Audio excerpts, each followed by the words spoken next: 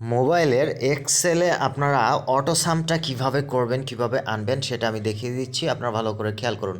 ধরুন আমি যে মোবাইলে আমার এক্সেলের সফটওয়্যারটা ওপেন করছি, এখন এখানে আমি কিছু ফিগার এন্ট্রি করে নিই। ধরুন এই যে আমার এই এন্ট্রি হয়ে গেল, আমি এখানে 3টা ফিগার নিলাম। এবার এখানে আমি অটো সামটা আনবো। এখন আমরা কম্পিউটারে তো সবাই পারি, কিন্তু মোবাইলের আমার সেই অটো সামটা কোথায় আছে, এর যোগফলটা কীভাবে নামাবো সেটা আমি দেখিয়ে দিচ্ছি। এখন এই নিচে যেখানে আমি ফেলাবো, যোগফলটা আনবো, সেখানে আমি আমার এই যে পয়েন্টটা নিয়ে নিলাম, কার্সারটা। এবার নিচের দিকে এই যে একটা তীর চিহ্ন, একটা পয়েন্ট দেখছেন, এই পয়েন্টে আমি ক্লিক করলাম। এই যে ফাংশনটা উঠলো দেখেন, এখানে যে হোম লেখা। এবার আমি একটু নিচের দিকে, একদম নিচে চলে আসবো, এই যে অটো সাম দেখছেন, এই যে অটো সামের উপরে আমি ক্লিক করলাম। করলে এখানে যে সাম লেখা, এই সামে আমি ক্লিক করে দিলাম। এবার এখানে দেখেন এটা সিলেক্ট হয়ে কিন্তু সে তার সূত্র নিয়ে নিছে। এবার এই যে পাশে টিক চিহ্ন দেখছেন, এই টিক চিহ্নে আমি এই যে ওকে করে দিলাম।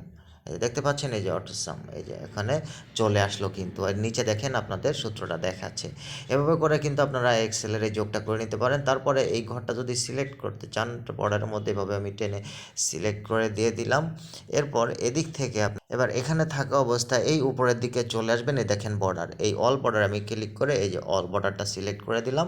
ব্যাস আমার কাজ শেষ। এই যে দেখেন এটা কিন্তু বর্ডারের মধ্যে চলে আসছে।